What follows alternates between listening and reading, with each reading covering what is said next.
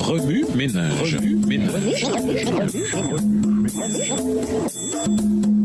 Bienvenue dans votre émission. Remue ménage. Nous voilà à la leçon 11 allant du 3 au 9 décembre. Du milieu de la tempête. Où donc te trouvais-tu quand je fondais la terre? Renseigne-moi si tu connais la vérité. Job 38, le verset 4. C'est grâce à Dieu que la terre existe et que nous respirons. Lui seul peut calmer les tempêtes de notre vie. La vraie bonne nouvelle. Lisons Luc 17, le verset 33. Luc 17, verset 33. Celui qui cherchera à sauver sa vie la perdra, et celui qui la perdra la retrouvera. Chaque jour, les nouvelles nous rapportent des histoires palpitantes de gens qui ont tout perdu pour différentes raisons. Guerre, catastrophes naturelles, malchance ou pour ce que les philosophes qualifient de mots abjects. De mauvaises choses arrivent même aux célébrités. La revue a porté The National Enquirer avec une rubrique intitulée « Où sont-ils aujourd'hui ?» Cette rubrique se penche sur ce qui est arrivé aux gens riches et célèbres. Plus souvent qu'autrement, ces gens ont tout perdu. Prenez par exemple l'homme d'affaires américain James Altucher. En 1998, il a laissé une compagnie d'investissement avec 15 millions de dollars. 2 années plus tard, il a tout perdu. Au cours des 10 autres années, il a lancé 20 compagnies de plus. 17 n'ont pas marché. Ces expériences l'ont conduit à écrire son livre « Choose Yourself », un best-seller. Dans ce livre, il décrit dans les moindres détails le moment où il a finalement compris qu'il a tout. J'étais sur le point de mourir, écrivit-il. Le marché s'était effondré. Internet s'était effondré. Personne ne me retournait mes appels. Je n'avais pas d'amis. Ou bien j'allais être victime de crise cardiaque, ou bien j'allais me suicider. Cependant, le vrai message du livre de James Altucher est le suivant. On peut survivre à une perte. Oui, c'est douloureux. Oui, c'est dur de ne pas désespérer. Et oui, on va se demander pourquoi on s'en est même soucié. Mais pour James, la vie même vaut la peine d'être vécue. Il est reconnaissant de faire partie de l'univers et heureux d'être en vie. Il a appris à apprécier ce qu'il a et il s'estime lui-même chanceux. Jésus a dit « Celui qui cherchera à préserver sa vie la perdra, mais celui qui perdra sa vie la conservera. » Luc 17, verset 33. Job perdit tout, sa santé, sa famille, ses biens terrestres. Et cependant, il se cramponna à Dieu. Il chercha à comprendre la puissance inépuisable de son amour. Un amour évident dans la mort de Jésus, lequel mourut sur la croix, afin que nous puissions tous avoir l'amour éternel. C'est ça, chers amis, la vraie bonne nouvelle, le vrai sujet d'actualité. En perdant sa vie ici-bas, Jésus a obtenu la vie éternelle pour nous tous. Remue ménage, que préféreriez-vous avoir? Tout ou rien? Pourquoi? Nommez les 5 choses qui vous manqueraient le plus s'il vous arrivait de tout perdre. Que vous révèle-t-elle sur vos valeurs? Au revoir. Et à demain si Dieu veut. Remue ménage. Remue ménage.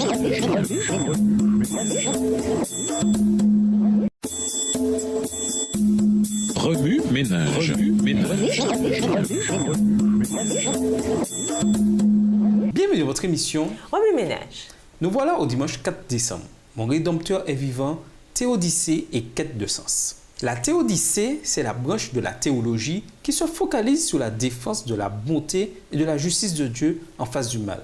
Dans son livre « Suffering and the Search for Meaning », Richard Rice, professeur à Loma Linda, définit 7 théodicées ou façons différentes par lesquelles les gens essaient de trouver un sens à la souffrance. Premièrement, la théodicée du plan parfait. Certains croient que la souffrance fait partie du plan de Dieu. Il cite l'apôtre Paul. « Nous savons que toute chose contribue au bien de ceux qui aiment Dieu, de ceux qu'il a appelés selon son plan. » Romains 8, verset 28. Si nous pouvions connaître l'avenir, nous verrions que la souffrance joue actuellement un rôle important dans l'accomplissement des desseins de Dieu. Pour d'autres, cependant, cette idée est totalement incompatible avec la notion de Dieu d'amour. Il cite des exemples tels que l'Holocauste, au cours duquel approximativement 6 millions de Juifs furent exterminés. Deuxièmement, la défense du libre arbitre. Ce concept maintient que Dieu nous donne le libre arbitre, lequel nous permet de faire des erreurs. Par conséquent, nous souffrons en raison de nos mauvais choix. Dans le jardin d'Éden, Dieu déclara à Adam et Ève, « Tu peux manger les fruits de n'importe quel arbre du jardin, sauf de l'arbre qui donne la connaissance de ce qui est bon ou mauvais. Le jour où tu en mangeras, tu mourras. Genèse 2, les versets 16 et 17. Adam et Ève choisirent tous deux de manger du fruit défendu. Par conséquent, Dieu n'est pas responsable de la souffrance qui en résulte jusqu'à aujourd'hui. Troisièmement, la théodicée de la formation de l'âme. Certains affirment que la souffrance est bonne pour nos âmes de façon inattendue. Premièrement, une perte peut nous aider à devenir plus conscients des besoins des autres. Et deuxièmement, peut nous amener à rendre nos vies plus significatives. Cependant, certaines formes de souffrance sont si horribles que nous ne leur trouvons aucune raison justificative. Quatrièmement, la théodicée du conflit cosmique. Cette opinion voit la souffrance comme étant le résultat du conflit cosmique entre le bien et le mal. Lorsque Satan accusa Dieu de tyrannie, Dieu dut alors prouver de façon cohérente avec son amour que l'ennemi avait tort. C'est ce qui entraîna ce que nous appelons aujourd'hui la grande controverse entre le Christ et Satan. Pour beaucoup, cependant, l'idée que Dieu passe en jugement semble plutôt étrange. Ils se demandent en quoi il pourrait avoir quelque chose à prouver et pourquoi il permettrait à ses disciples de souffrir. Cinquièmement, l'ouverture de Dieu. Ce concept se base sur l'idée que ce qui se produit dans le monde n'est pas prédéterminé par Dieu, mais évolue tandis que nous interagissons avec lui. Dieu ne peut contrôler les événements, mais il est là pour nous quand de mauvaises choses se produisent. Même si je passe par la vallée obscure, je ne redoute aucun mal. Seigneur, car tu m'accompagnes. Tu me conduis, tu me défends, voilà ce qui me rassure. Psaume 23, le verset 4. Par contre, pour de nombreuses personnes, cette opinion limite la puissance de Dieu. Pourquoi devrions-nous adorer un être qui n'est pas davantage capable de contrôler les événements que nous ne le sommes? Sixièmement, le Dieu fini. Cette théodicée affirme que nous sommes tous des agents créatifs dotés de la liberté de faire ce que bon nous semble dans un monde régi par des lois de son propre cru. Tout ce que nous pouvons faire, c'est essayer de nous en tirer du mieux possible. Le problème avec cette vision, c'est qu'elle considère Dieu comme un être limité par les règles de l'univers.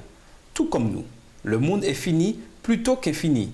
Ce monde est tout ce qu'il y a. Septièmement, la théodicée de la protestation. Selon cette vision, l'existence de la souffrance signifie soit que Dieu n'existe pas, soit qu'il a tort de la permettre. Mais même cet argument n'explique pas tout. S'il n'y a pas de Dieu ou si Dieu a tort, d'où viennent notre sens moral et notre sens de l'indignation devant autant de souffrance? Permettez-moi de proposer une théodicée supplémentaire, la théodicée de Job. Le problème de la souffrance est un sujet tellement difficile qu'on ne s'étonne, pour ainsi dire, pas de ne pas trouver de réponse facile dans le livre de Job. Dans ce livre, nous pouvons voir des éléments des théodicées exposées par Richard Weiss. Par exemple, au début, il y a conversation entre Dieu et le diable. Il y a ensuite la réaction des amis de Job devant la souffrance de celui-ci et la façon dont Job lutte avec Dieu alors qu'il lui demande une explication. À la fin, cependant, Job comprit que Dieu est encore plus puissant qu'il avait imaginé et qu'il ne nous abandonnera jamais. Je sais bien, moi, que j'ai un défenseur vivant et qu'il se dressera enfin sur cette terre. Quand on aura fini de m'arracher la peau, eh bien, même écorché, je contemplerai Dieu. Je le verrai moi-même de mes propres yeux. C'est moi qui le verrai et non un étranger. Mon cœur s'épuise en moi d'attendre ce moment. Job 19, les versets 25 à 27. Tout le reste est une question de foi et de confiance. Dans les termes de Paul, à présent, nous ne voyons qu'une image confuse, pareille à celle d'un vieux miroir. Mais alors nous verrons face à face. À présent, je ne connais qu'incomplètement, mais alors je connaîtrai Dieu complètement comme lui-même me connaît. 1 Corinthiens 13, verset 12. Lorsque nous rencontrerons enfin notre Rédempteur, nous pourrons lui poser directement les questions qui, aujourd'hui, nous rendent perplexes. Ménage, quelle est votre expérience personnelle de la souffrance? Comment vous en êtes-vous tiré? Qu'est-ce qui ou qui vous a aidé le plus? Discutez des différentes théodicées, de leurs forces et de leurs faiblesses. Comment chacune d'elles peut-elle vous aider? Au revoir. Et à demain si Dieu veut. Remue ménage. Remue ménage.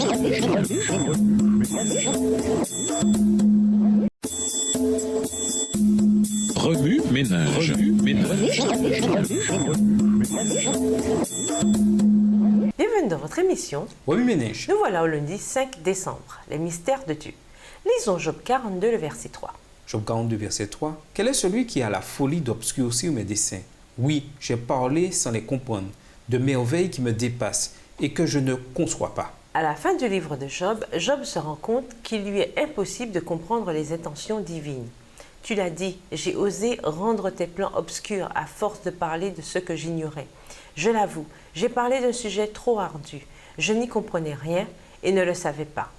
Job 42, le verset 3. De même, dans nombre de ses écrits, Ellen White médite sur les mystères insondables de Dieu. Bien qu'il existe de nombreux mystères bibliques inexplicables, Dieu a révélé son caractère par la Bible et la personne de Jésus. Les hommes les plus intelligents ne peuvent comprendre les mystères de Jéhovah tels qu'ils sont révélés dans la nature.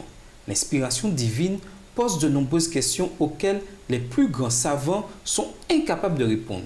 Aussi bien n'ont-elles pas été posées pour que nous y répondions, mais pour attirer notre attention sur la profondeur des mystères divins et nous apprendre que notre sagesse est limitée, que chaque jour nous rencontrons des objets qui dépassent l'entendement des êtres finis, que le jugement et les desseins de Dieu sont incompréhensibles et sa sagesse insondable.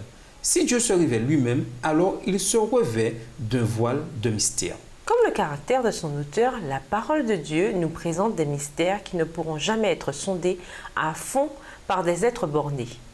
L'entrée du péché dans le monde, l'incarnation de Jésus-Christ, la régénération, la résurrection et plusieurs autres faits présentés dans la Bible sont des mystères trop profonds pour être expliqués ou même saisis pleinement par l'esprit humain. Mais Dieu nous a donné dans les Écritures des preuves suffisantes de leur divinité et nous n'avons nullement lieu de douter de celle-ci parce que nous ne pouvons pas comprendre les mystères de sa providence.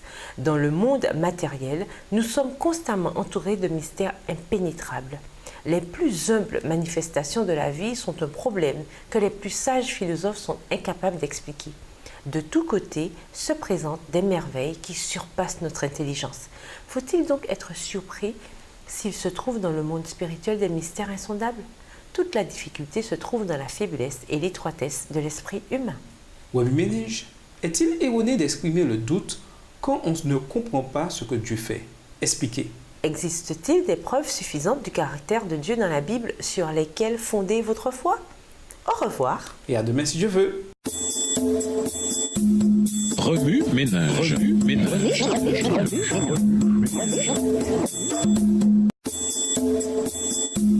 Remue ménage. Remue ménage. Bienvenue dans votre émission. Remue ménage. Nous voilà au mardi 6 décembre, le commencement de la sagesse. Lisons Proverbe 9, verset 10. Proverbe 9, verset 10. Le commencement de la sagesse, c'est la crainte de l'Éternel, et la science des saints, c'est l'intelligence. Dans le Messie d'Endel, il n'existe sûrement pas d'aria plus édifiante que « Je sais que mon Rédempteur est vivant ». Dans cette aria, les paroles de Job et de Paul se combinent pour améliorer notre lecture du livre de Job et nous donnent l'assurance que Job avait foi en Jésus et croyait à la résurrection. Mais que voulait dire Job par Rédempteur? Dans l'ancien Proche-Orient, un rédempteur, Goël, était quelqu'un qui se chargeait d'assurer un héritage familial ou qui agissait en tant que défenseur ou vengeur d'un homme décédé ou en difficulté. C'est là le Rédempteur en qui Job plaçait sa confiance. Dans l'histoire, on ne trouve aucun parent humain pouvant agir au nom de Job pour défendre son innocence ou pour remplacer ses enfants décédés. En revanche, Job avait un Rédempteur omnipotent et omniscient, Dieu lui-même. Dieu peut être à la fois juge et rédempteur. Notez que Job s'attendait à rencontrer Dieu face à face, de ma chair. Gerald Wilson souligne que si Job avait anticipé la résurrection et une rencontre avec Dieu dans l'après-vie, il ne se serait pas exprimé sur la mort dans les termes négatifs apparaissant plus tard dans le livre. En outre, la vie après la mort à laquelle il se réfère, Job 26, verset 6, c'est le Sheol.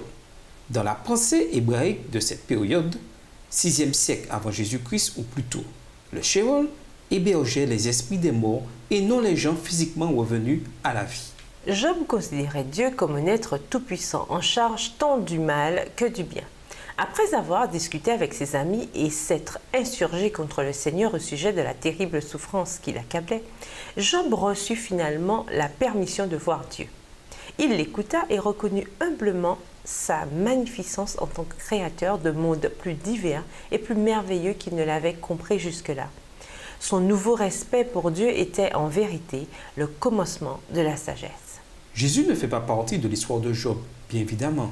Néanmoins, le Christ est l'incarnation de la sagesse de Dieu et par conséquent le Rédempteur vivant pour nous tous. Remue-ménage, pensez-vous qu'il est toujours important de vous disculper quand on vous accuse faussement de quelque chose? Expliquez. Pourquoi Dieu refuserait-il de répondre à toutes nos questions?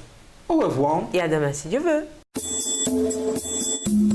Remue-ménage. Remue-ménage.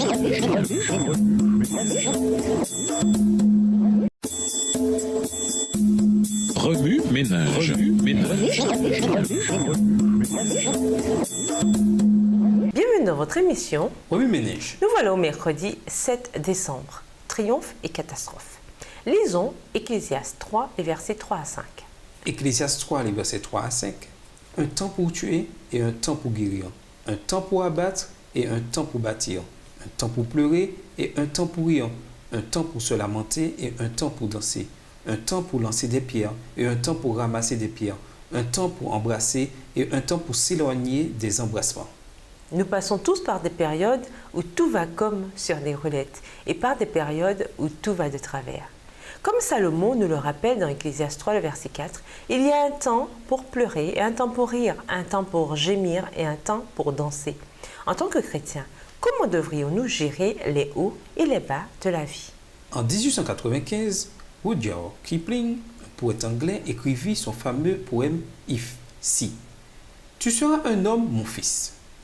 Pour son fils John, qui mourait à l'âge de 18 ans lors de la Première Guerre mondiale, Kipling basa son poème sur le personnage de Sir Leander Starr Jameson. Dirigeant du raid, Jameson contre les Boers en Afrique du Sud, raid donc l'échec fut cuisant. Pour des dirigeants militaires tels que Leander Jameson, les conséquences du succès ou de l'échec étaient particulièrement importantes. S'il gagnait la bataille, ce serait la célébrité et la gloire. S'il perdait, et c'est ce qui se passa, son nom serait pour toujours associé à la défaite. Ce que Kipling admirait de Leander Jameson, c'était sa capacité de gérer la pression qu'exerçait le succès, gagner sans pour autant devenir arrogant, ou l'échec, perdre sans pour autant en être terrassé. Dans son poème, Kipling imagine les situations que son fils devra peut-être affronter. Quand les choses vont mal, il peut trouver que ses amis l'en blâment et le laissent tomber. Ils peuvent mettre en doute ses décisions, raconter des histoires sur son compte, tordre la vérité ou même le haïr. Il peut voir ses rêves et ses idéaux aboutir nulle part. Ou regarde des choses auxquelles tu as donné ta vie, elles sont brisées. Il peut même perdre tous ses biens en se livrant au jeu avec ses compagnons d'armes. À l'autre extrême, il peut devenir un héros, s'adressant à des foules, marcher avec des rois et être entouré d'amis qu'il aime. Kipling conseilla à son fils d'être toujours honnête envers lui-même, quoi qu'il advienne, et qu'il reconnaisse la chose suivante. Si tu peux rencontrer triomphe après défaite et recevoir ces deux menteurs de même front, ils seront à tout jamais tes esclaves soumis. Chose intéressante, les premières deux lignes de ce poème sont écrites sur le mur de l'entrée des joueurs du cours central du club de tennis Wimbledon en Angleterre. Pour les sportifs comme pour les commandants militaires, les conséquences du succès ou de l'échec peuvent être extrêmes et difficiles à gérer. Puissions-nous avoir la sagesse de vivre ces périodes, bonnes ou mauvaises, sans perdre de vue ce que Dieu désire que nous soyons. Remue-ménage, réfléchissez à un moment où vous avez eu du succès. En quoi vous a-t-il changé? Réfléchissez à un moment où vous avez échoué. Comment avez-vous réagi? En quoi le conseil dans le poème de Kipling affecte-t-il votre façon de réagir au succès ou au malheur de quelqu'un d'autre? Au revoir. Et à demain si Dieu veut. Remue-ménage. Remue-ménage.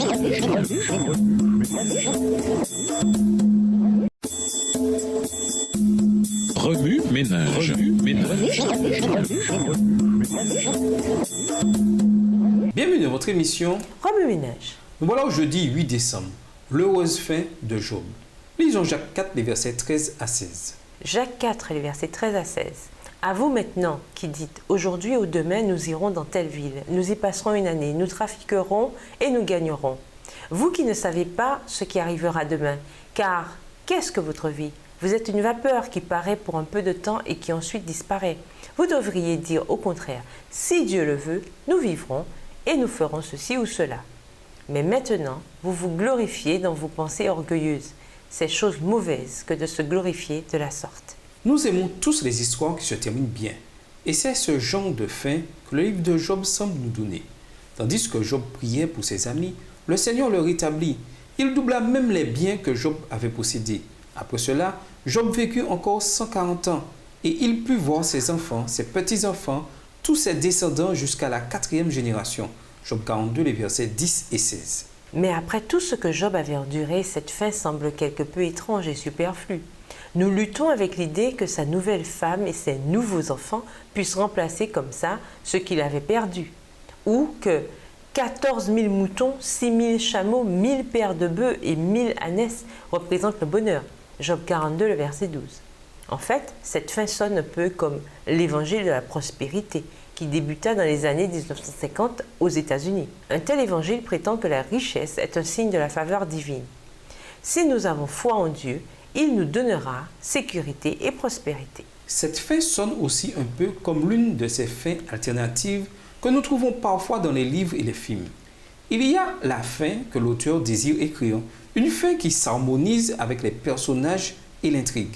C'est une conclusion conforme à la vraie vie. Et puis, il y a la conclusion que l'auditoire désire. Tout le monde est heureux jusqu'à la fin des temps.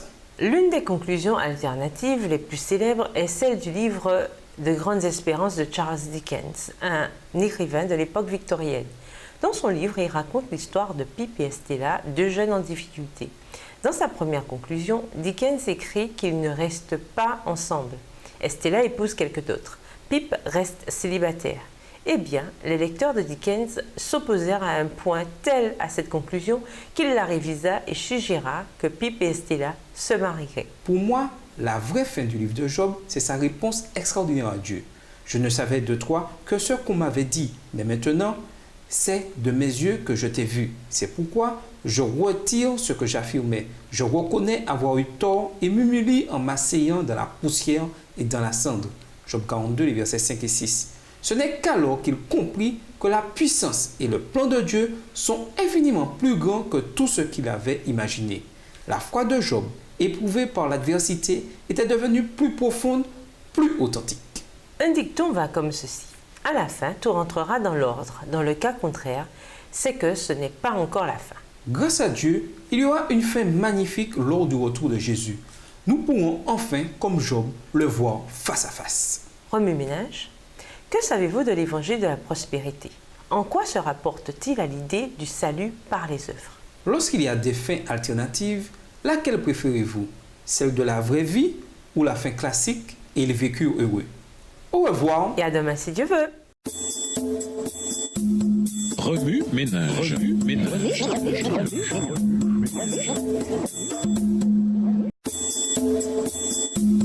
Remue ménage. Remue ménage. Bienvenue dans votre émission. Remue-ménage. Nous voilà au vendredi 9 décembre. Je sais bien, moi, que j'ai un défenseur vivant. Lisons Job 19, les versets 25 et 26. Job 19, les versets 25 et 26.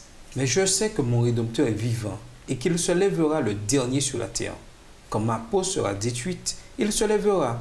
Quand je n'aurai plus de chair, je verrai Dieu. Pour conclure, réfléchissez à cette anecdote publiée il y a 100 ans. Sous le coup du lapidaire, un diamant brut hurla. « Je suis heureux tel que je suis, laissez-moi tranquille !» Mais l'artisan, frappant de nouveau, répondit « Je ferai de toi une chose glorieuse. » Mais répondit le diamant brut, « Chaque coup me perd ses oreilles. » Oui, mais encore un peu de temps et tu auras un poids extraordinaire de gloire. « Je ne comprends pas, reprit le diamant. Alors qu'un coup n'attendait pas l'autre, pourquoi dois-je ainsi souffrir ?» Sois patient, répondit le lapidaire. Ce que tu ne sais pas maintenant, tu le sauras plus tard. Et il en sortit le diamant Koh-i-Noor, qui étincela sur la couronne du monarque. David James Burrell, The Religion of the Future. Job fut épuré au causé, mais à la fin, comme nous l'avons vu cette semaine, il en sortit pur comme l'or. Coffre aux idées. Lisez l'article de Max Lucado intitulé « Where do I go for strength ?» sur Internet. Discutez avec votre classe de la façon dont vous réagiriez aux questions de Dieu. Verriez-vous Dieu au sein de la tempête? Faites un signet sur lequel vous écrirez un verset qui vous rappelle la présence de Dieu dans les temps difficiles. Quel verset choisirez-vous? Pourquoi? Écrivez les versets de la leçon de cette semaine sous forme d'articles de nouvelles ou de scripts de nouvelles radiophoniques. Comment rédigerez-vous votre article ou script? Que soulignerez-vous?